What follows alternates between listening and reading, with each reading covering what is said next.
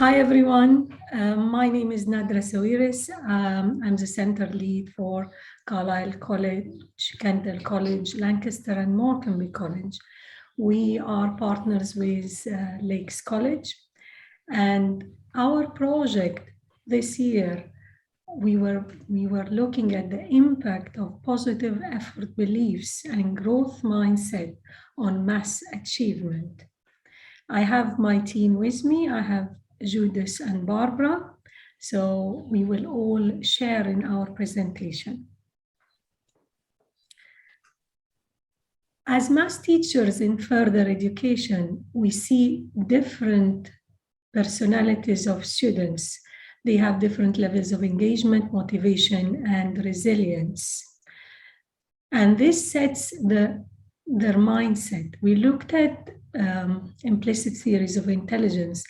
Carol Dweck published her self-series or implicit theories of intelligence in 1999.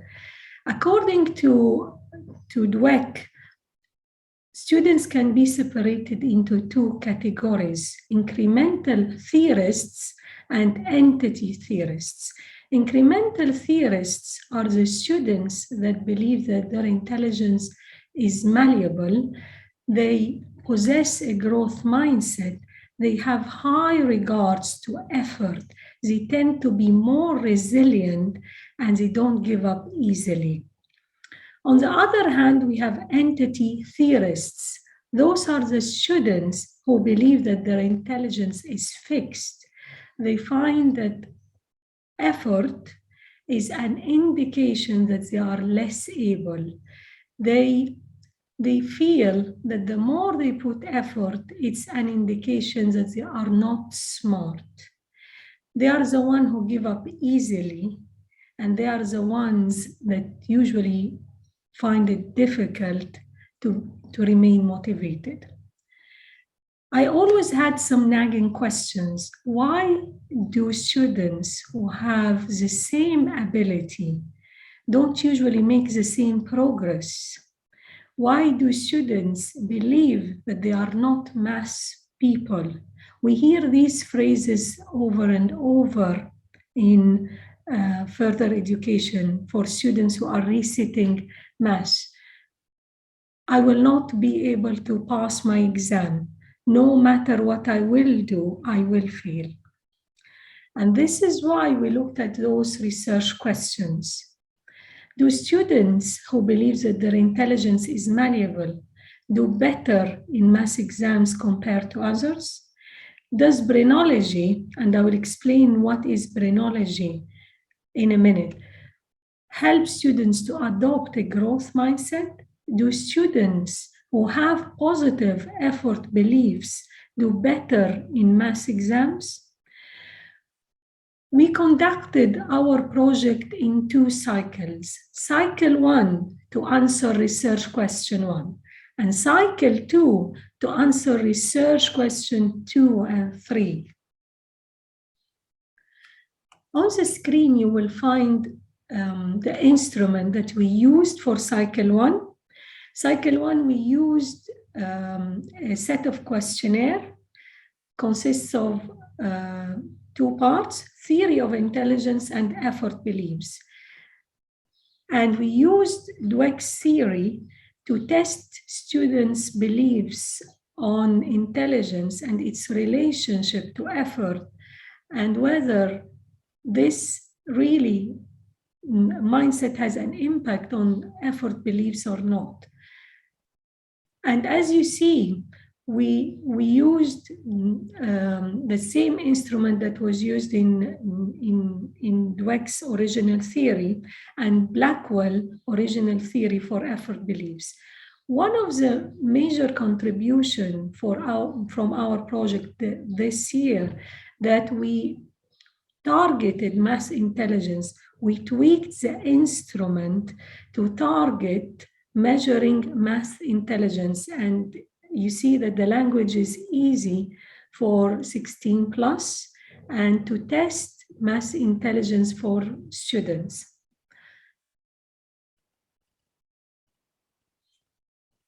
Cycle 2 We discovered from cycle 1 that mindset and students' beliefs are quite powerful. How can we do something in the lesson to teach growth mindset? If it has this amazing influence on students' achievement and motivation and also resilience, what can we do to teach growth mindset in the lesson? We used an intervention called Brainology for cycle 2. Brainology is one of the applications from Dweck and Blackwell's theory, and it's you will find it on this website, which mindsetworks.com. Mindset Works and Brainology they consist of 5 lessons. Lesson 1, teaching the malleability of the brain. If this brain is a muscle, how do you help this muscle to get stronger and smarter?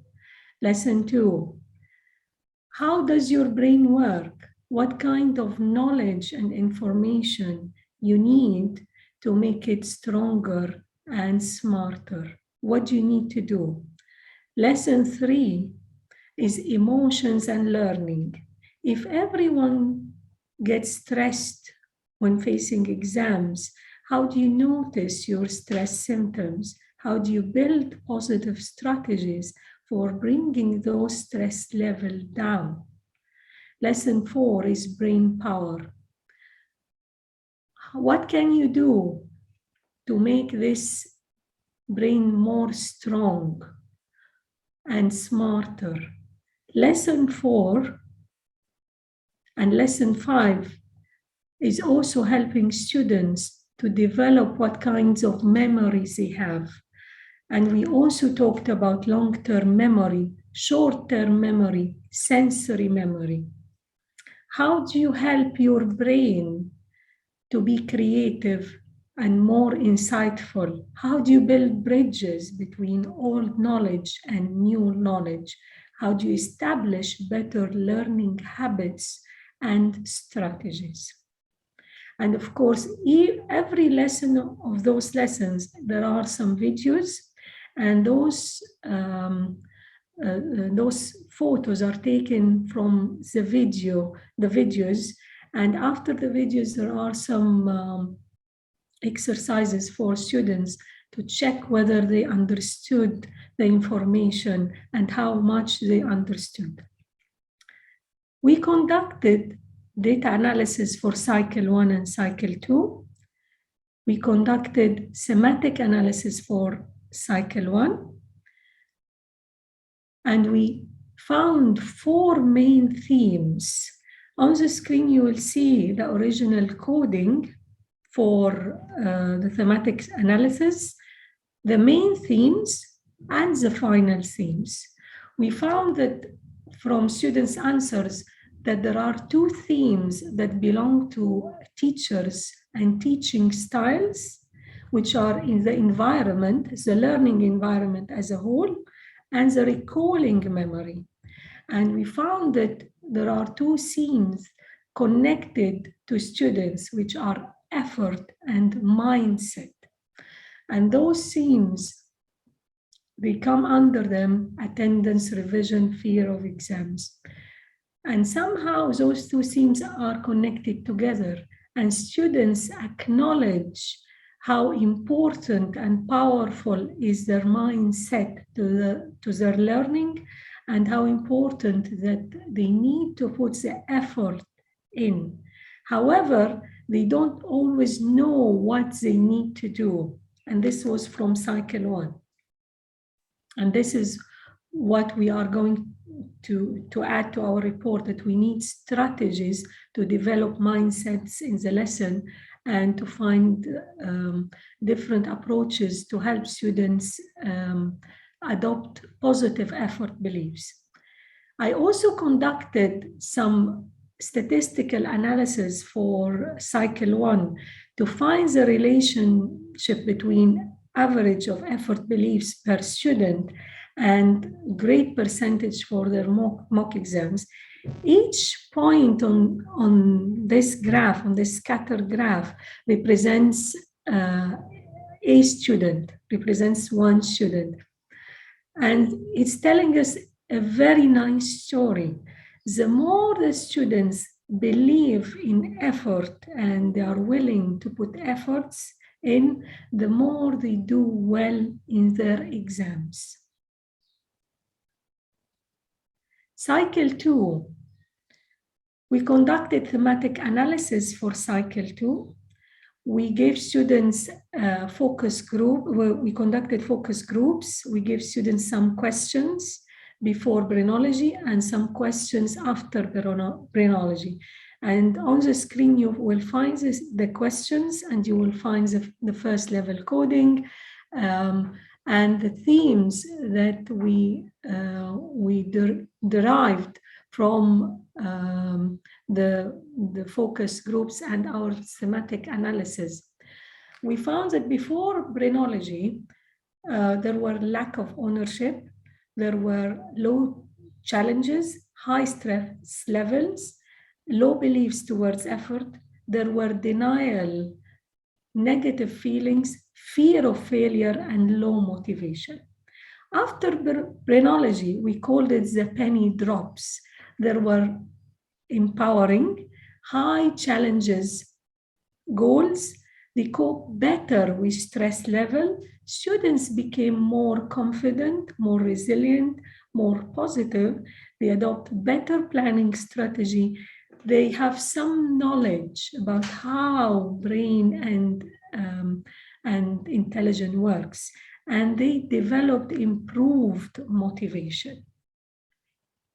From cycle 1 and cycle 2, we concluded that students' mindset is very powerful. It is affected by the whole class atmosphere. It impacts both teachers and students. Having a growth mindset leads to a positive learning culture. It improves students' learning experience as a whole. The students become more resilient, they become less anxious. Some learners reported that they felt more confident to tackle difficult questions they were not able to do before.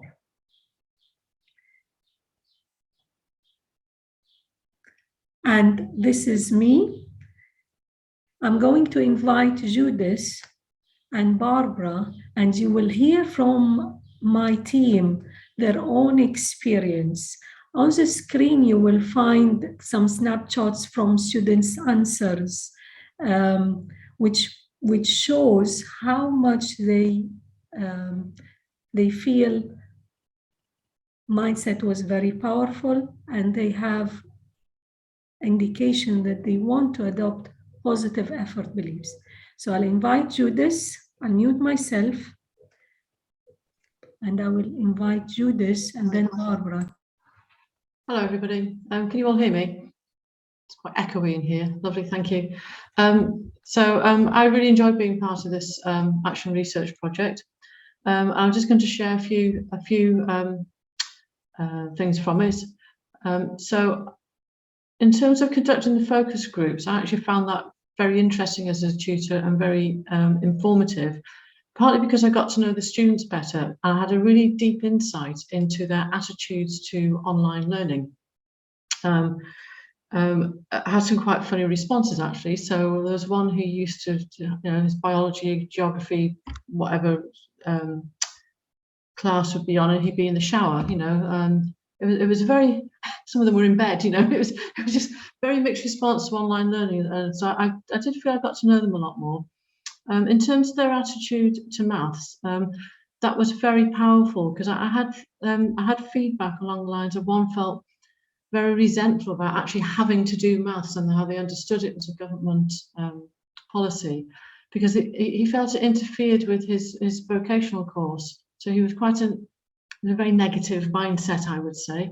And one quote was that it interferes with my band practice. He definitely wasn't a very positive person, but he did end up. He did after the mindset, after the brainology. He did end up saying that he would actually now consider giving difficult questions a go in the exam, and he did actually turn up and sit all 3 of his exams, which was a positive. I had another student, Freya, who was a level 1 functional skills student. So she was a second year student. I already knew her. She had very much a can't do attitude, but she had a complete turnaround this year. I think the key to that was, as well as there were other things put in place to support her, but the brainology was sort of like the icing on the cake. And I think it helped knowing the teacher. She had a very good learning assistant with her who did some one-to-ones, but recapped and went over the brainology messages and themes.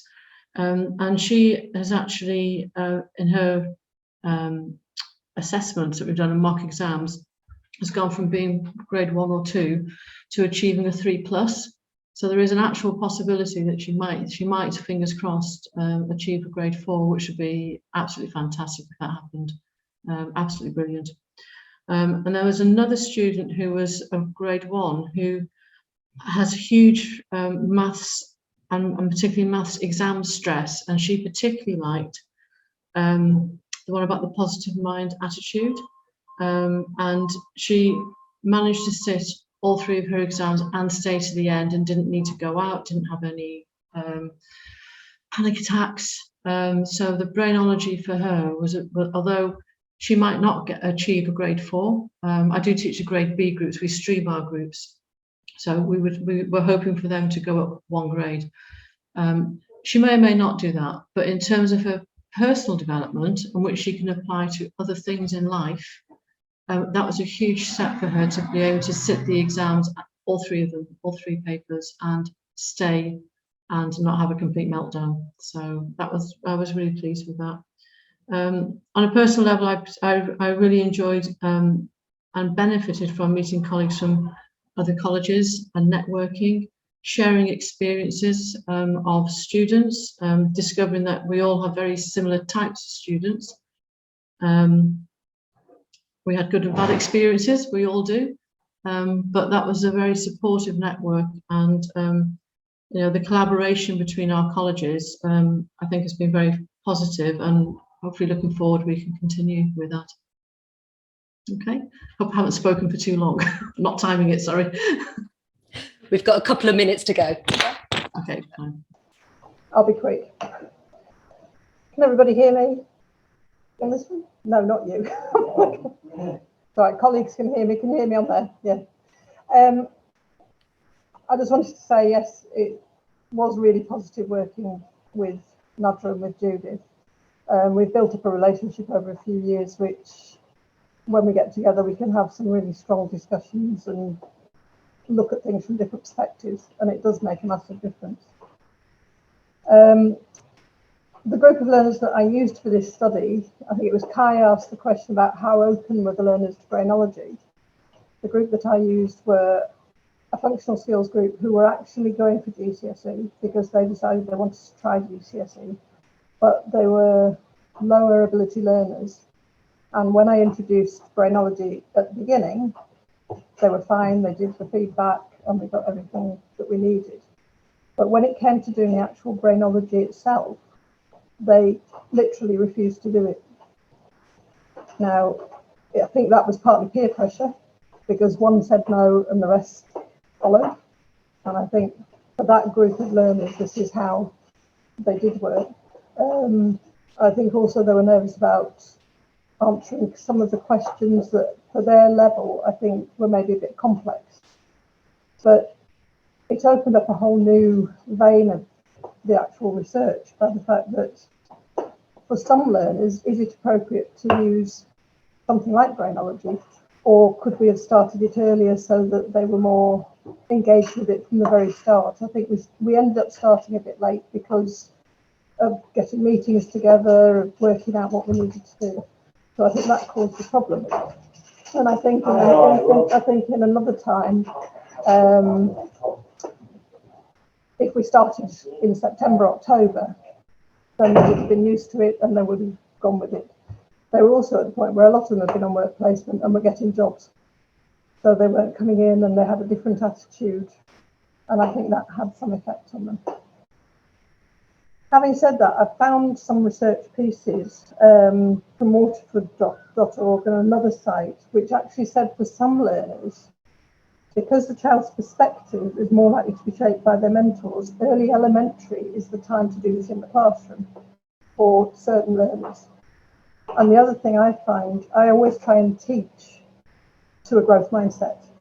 And I think for this group, teaching to the growth mindset worked far better. But for my GCSE learners, because as I say, my GCSE learners were all involved in the mastery trials. So the group that I was using, I think this same brainology would work very well for GCSE. But I think it's having the focus and everything for some of the lower ability learners for them to engage in it. But yeah, very positive, working together, learnt a lot, and I'm looking forward to the next year's research, because I think we've now got a year away from COVID, hopefully. We've got away from the issues of staff being off, which had a massive knock-on effect as to when you could serve it, because you were mixing groups or covering other groups. So it'll be nice to have a year where you can do it really soundly and get really good results from it.